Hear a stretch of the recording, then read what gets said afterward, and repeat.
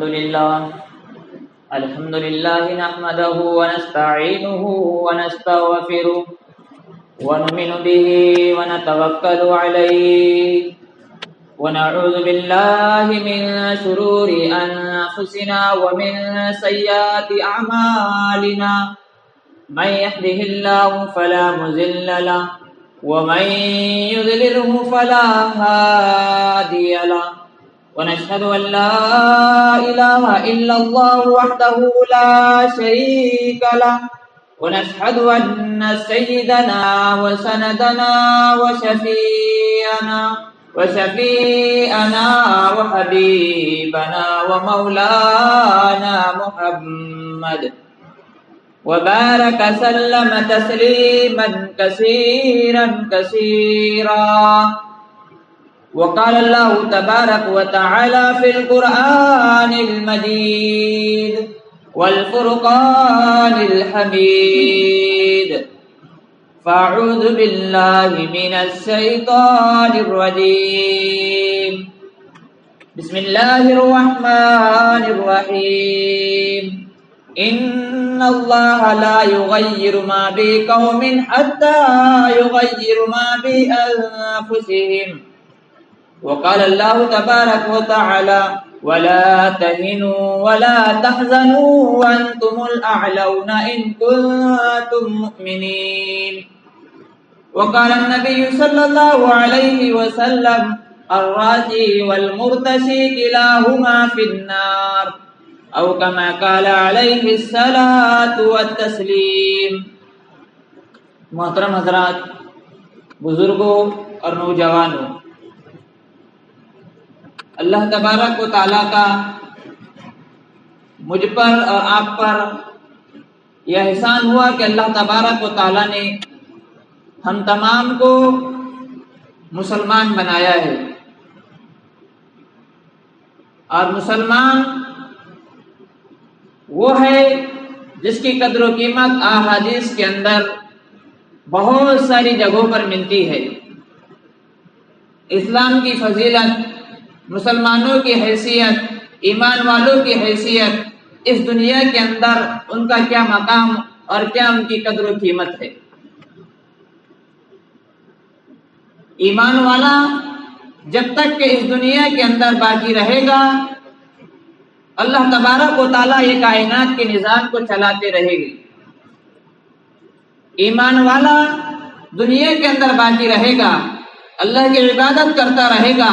نبی کریم صلی اللہ علیہ وسلم کے طریقے کو اپنی زندگی کے اندر اپناتا رہے گا۔ اللہ جل جلالہ عما نوالہ، یہ کائنات جو مجھ کو اور آپ کو نظر آ رہی ہے کہ یہ ہواؤں کا نظام، یہ چرند اور پرند کی آوازیں، اور یہ ستاروں کا چمکنا، اور یہ ہواؤں کا نظام، اور یہ جنگلات، یہ سمندر، یہ دریائے، جو بھی ساری چیزیں نظر آ رہی ہے، چاہے وہ آسمان اور زمین کے درمیان میں ہو، چاہے وہ زمین کے اندر ہو، یہ جو نظام اور کائنات جو چل رہا ہے، یہ ایمان والوں کی بدولت چل رہا ہے۔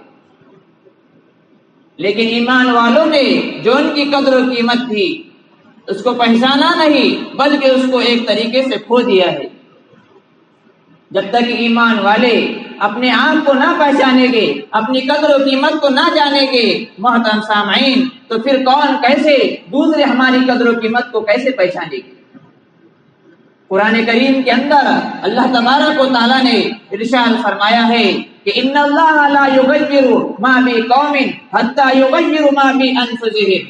کہ اللہ تبارک و تعالیٰ اس قوم کی حالت اس وقت تک نہیں بدلتا جب تک کہ وہ قوم خود اپنے آپ کو بدلنے کا ارادہ نہ کر لے۔ آج ہم خود جس مقصد کے تحت، جس مقصد کے لیے اللہ جل جلالہ وعما نوالہ نے اس دنیا کے اندر مجھ کو اور آپ کو بھیجا تھا کہ اللہ کے احکامات پر عمل کیا جائے، رسول اللہ صلی اللہ علیہ وسلم کی تعلیمات کو اپنایا جائے، ان کو تعلیمات کو اپنا اوڑھنا اور بچھانا بنایا جائے، تعلیمات پر ایسے عمل کیا جائے، سنتوں پر کیسے عمل کیا جائے، وہ دین اور وہ اسلام مجھے اور آپ کو ملا ہے نبی کریم صلی اللہ علیہ وسلم کے صدقے طفیل میں۔ کہ آج ہم خود دیکھیں قرآن کریم کے اندر اللہ تبارک و تعالیٰ نے جو دین کی، جو مذہب کی تعریف فرمائی، وہ مذہب، وہ دین الاسلام ہے کہ ان الدین عند اللہ الاسلام، اللہ کے نزدیک قابل قبول جو دین ہے وہ دینی الاسلام ہے۔ اس کے مذاہب، اس کے علاوہ جتنے بھی مذہب ہے یہ سب باطل ہے، لیکن اللہ کی نظر میں قابل قبول جو دین ہے وہ دین الاسلام ہے۔ ان الدین عند اللہ الاسلام ومن یبتغی غیر الاسلام دینا فلن یقبل منہ، اور جو شخص اللہ کے نزدیک دین اسلام کے علاوہ کوئی اور دین لے کر اللہ کے پاس حاضر ہوگا، اللہ تبارک و تعالیٰ کو وہ دین، وہ مذہب، وہ قابل قبول نہیں۔ قابل قبول وہ مذہب اور وہ دین ہے جو مذہب کے اندر میں اور آپ ہے، جو مذہب پر میں اور آپ عمل کرتے ہیں، جو مذہب پر میں اور آپ چلتے ہیں، وہی مذہب اللہ کے نزدیک قابل قبول ہے۔ اللہ نے ایسے دین مجھ کو اور آپ کو دیا، ایسی شریعت مجھ کو اور آپ کو دی نبی کریم صلی اللہ علیہ وسلم کے صدقے طفیل میں کہ وہ نبی ہمیں ساری چیزیں بتا کر اس دنیا سے رخصت ہو گیا۔ انسان کو پیدائش سے لے کر موت تک کیا کرنا ہے، کیا نہیں کرنا ہے، کون سے راستے پر اس کو چلنا ہے اور کون سے راستے پر نہیں چلنا ہے، کون سے راستے پر چلنا ہے، کون سے راستے سے بچنا ہے، یہ تمام چیزیں وہ شریعت، وہ رسول نے مجھ کو اور آپ کو شریعت کے ایک طریقے سے بتا دیا ہے۔ کس طرح انسانوں سے اخلاق اور معاملات اور معاشرت کی جائے، دنیا کے اندر رہتے ہوئے ہر انسان سے کیسے تعلقات کو رکھا جائے۔ نبی کریم صلی اللہ علیہ وسلم نے یہ نہیں کہا کہ صرف اپنوں سے ہی تعلقات کو رکھا جائے، بلکہ نبی کریم صلی اللہ علیہ وسلم خود جو اسلام کے علاوہ اور دین پر عمل کرتے ہیں اور دین پر چلتے ہیں، کبھی ان کی عیادت کے لیے بھی تشریف لے گئے۔ اگر میرے اور آپ کے ساتھ میں اگر وہ معاملات کے اندر، پارٹنرشپ کے اندر، کاروبار کے اندر ہے، غیر قومی ایمان کے علاوہ جو غیر قومی ہے وہ اللہ کو نہیں مانتی، اگر وہ پارٹنرشپ میں میرے اور آپ کے ساتھ ہے تو ان کی پارٹنرشپ ان کی جگہ پر، لیکن اگر وہ اس کام کے کرنے کا حکم دے کہ اللہ کو ناراض کیا جائے، رسول اللہ صلی اللہ علیہ وسلم کی تعلیمات کو پامال کیا جائے، تو ان کے اس طریقے کو اور ان کے اس حکم کو اپنایا نہیں جائے گا۔ تعلقات اپنی جگہ پر، معاملات اپنی جگہ پر، وہ ساری چیزیں اپنی جگہ پر، لیکن محترم سامعین اس بات کو ہم مد نظر رکھیں کہ جو دین الاسلام نے ہمیں بیت الخلاء میں جانے کا طریقہ سکھایا ہے، طہارت کا طریقہ سکھایا ہے، غسل وغیرہ کا طریقہ سکھایا ہے، کہ بچے کی پیدائش ہوتی ہے تو بچے کے ساتھ میں کیا کیا جائے، سیدھے کان میں اذان اور اس کے الٹے کان میں تکبیر کی جائے، یہ تمام طریقے ہمیں شریعت نے اور دین اسلام نے سکھائے ہیں۔ کہ جب کسی کا انتقال ہو جائے، پیدائش سے بعد میں انتقال بھی ہو جائے، تو پھر انتقال کے وقت میں کیا کیا جائے، آخری وقت میں اس کے سامنے سورہ یاسین اس کی تلاوت کی جائے، قرآن کریم پڑھا جائے۔ وہ دین نے تمام شعبے کا ساتھ میں مجھ کو اور آپ کو وہ دین سکھایا ہے کہ پیدائش سے لے کر موت تک کیا کرنا ہے، کیا نہیں کرنا ہے، اور کون سا راستہ ہے جو صحیح راستہ ہے جو جنت کی طرف لے جاتا ہے، اور وہ کون سا راستہ ہے جو برائی والا راستہ ہے، جو اللہ کو ناراض کرنے والا راستہ ہے، وہ راستہ جہنم کی طرف لے جاتا ہے۔ وہ راستے تمام چیزیں مجھے اور آپ کو وہ دین الاسلام اور نبی کریم صلی اللہ علیہ وسلم کی شریعت سے معلوم ہو گئے ہیں، پھر میرا اور آپ کا، عام مسلمانوں کا، اکثریت کا یہ حال کیوں ہے کہ ہم نبی کریم صلی اللہ علیہ وسلم کو چھوڑ رہے ہیں، ان سے منہ موڑ رہے ہیں، اللہ کے احکامات سے منہ موڑ رہے ہیں، اس کے حکم کے خلاف کام کر رہے ہیں۔ پھر حالات مجھ پر اور آپ پر کیوں نہیں آئے گے؟ جیسے زمین سے اعمال اللہ کی طرف جائیں گے، آسمان سے پھیل کے زمین پر ویسے ہی آئے گے۔ ہم یہ خود سوچیں، یہ ہمارے ہاتھوں کی کمائی کا نتیجہ ہے، یہ ہمارے گناہوں کا نتیجہ ہے اور اس کا رزلٹ ہے۔ تو میں عرض کر رہا تھا کہ وہ اسلام اور وہ دین نے مجھے طہارت اور بیت الخلاء جانے کا طریقہ سکھایا ہے، تو وہ مذہب، وہ دین کیا مجھے حکومت اور سیاست کے بارے میں رہنمائی نہیں کرے گا؟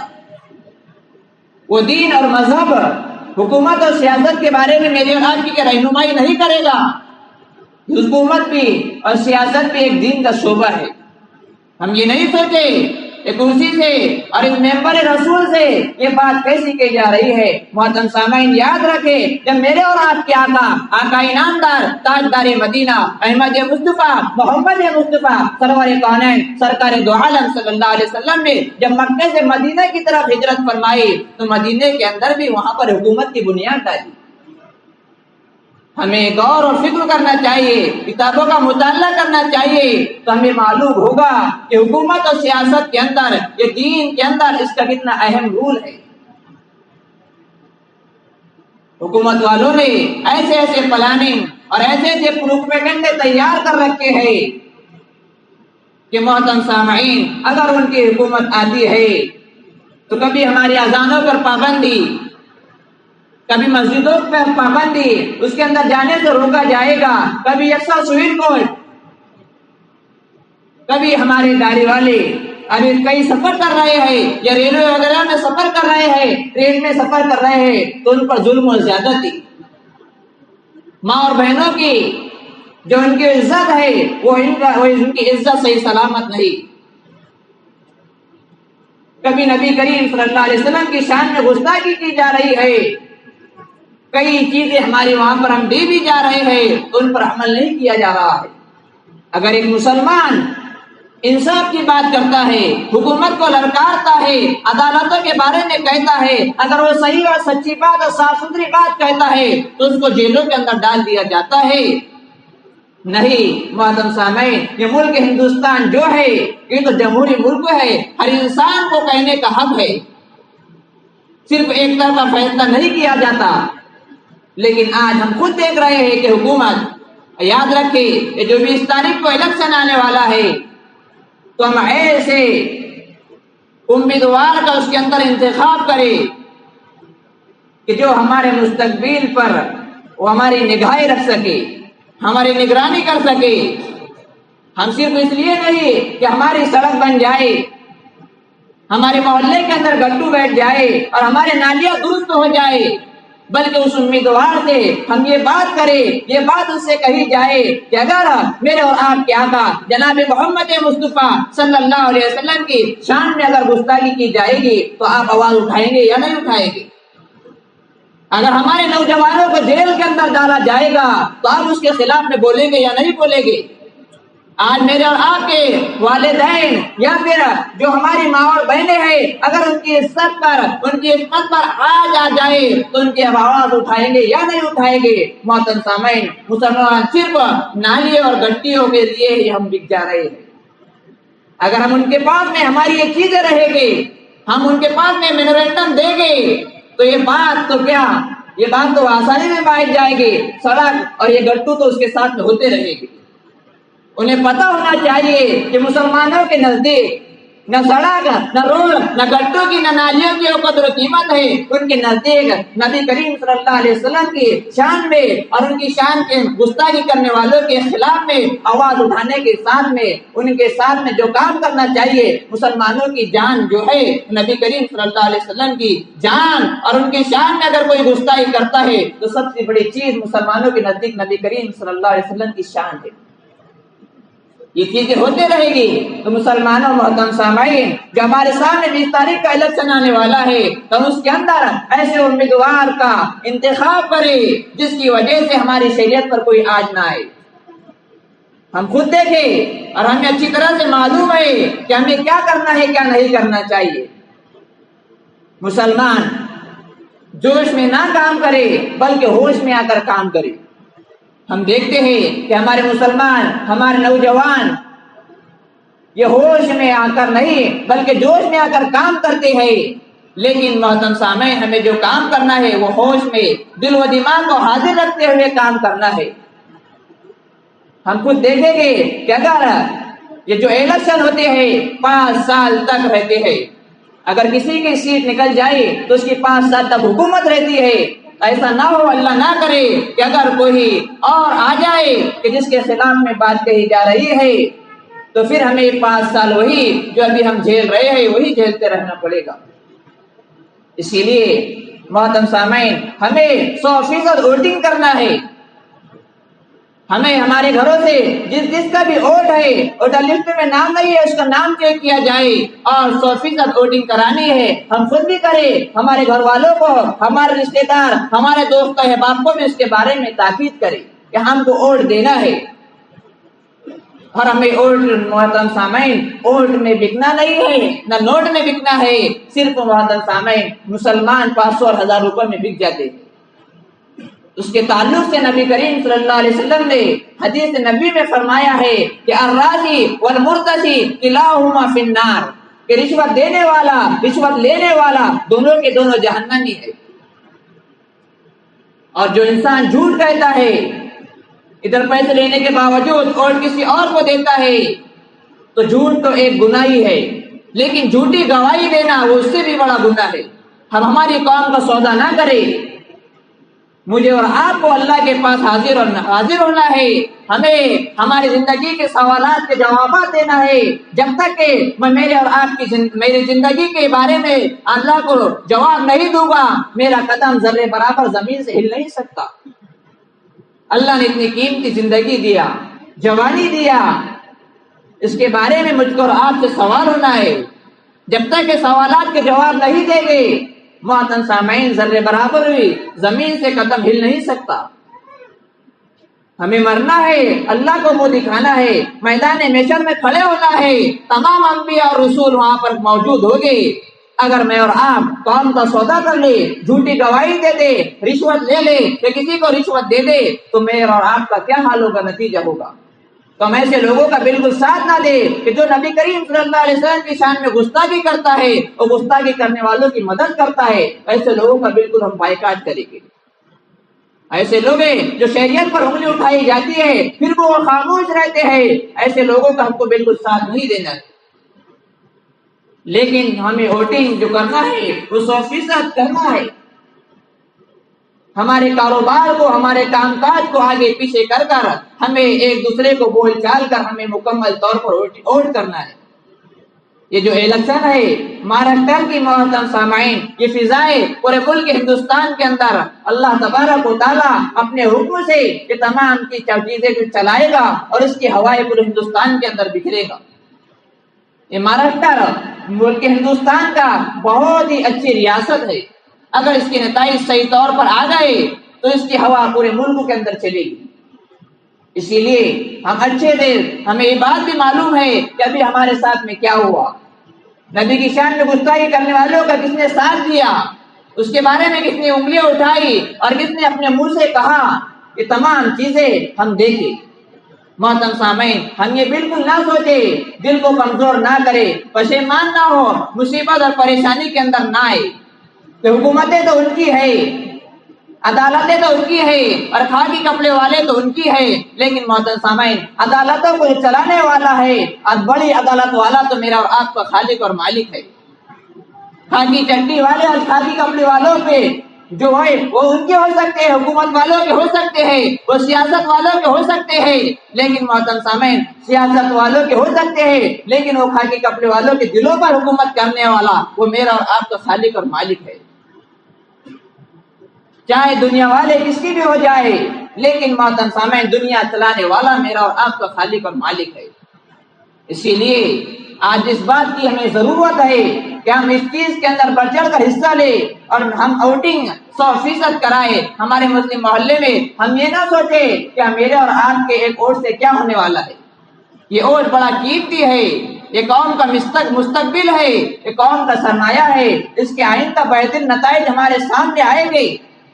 اسی لیے محترم سامعین، بالکل نہ سوچے کہ میرے ایک ووٹ سے کیا ہوگا، ان کے ایک ووٹ سے کیا ہوگا۔ اگر ایسا ہی رہا تو آگے ذہن کے اندر ہونا چاہیے تھا کہ بادشاہ نے ایک اعلان کیا تھا کہ یہ حوض کو دودھ سے بھرنا ہے۔ ہر انسان نے یہی سوچا تھا کہ سب تو لوگ دودھ ڈالیں گے، میرے پانی ڈالنے سے کیا ہوگا، تو پھر ہمیں اس بات کا پتہ ہے کہ وہ حوض کی چیز سے بھر گیا تھا۔ یہ باتوں کو ذہن و نشین میں رکھنا چاہیے، اور ہماری جس چیز کی ہمیں ضرورت ہے، اتحاد اور اتفاق کی ضرورت، وہ چیز کو ہمیں لانا ہوگا جو اس سے پہلے کچھ مہینے پہلے میں نے اور آپ نے لائے۔ پھر حکومت والے کیسے لڑکھڑائے कैसे वो हाथ बबूला हो गए, उनके पैरों से जमीन सिसक गई कि मुसलमान जब एक होते हैं तो किसी को नहीं देखते, जब वो एक होते हैं तो जिस चीज को अगर ऊपर ले जाना चाहे तो वो चीज और वो हुकूमत वाले ऊपर चले जाते हैं। शर्त ये है कि अल्लाह ने इत्तेहाद के अंदर वो ताकत रखा है। अल्लाह तबारक व तआला मुझे और आपको कहीं सुनी बातें से ज्यादा अमल करने वाला बनाए और हमें मुसलमानों की सफों के अंदर इत्तेहाद और इत्तिफाक अता फरमाए। आमीन। व आखिर दावाना अल्हम्दुलिल्लाहि रब्बिल आलमीन।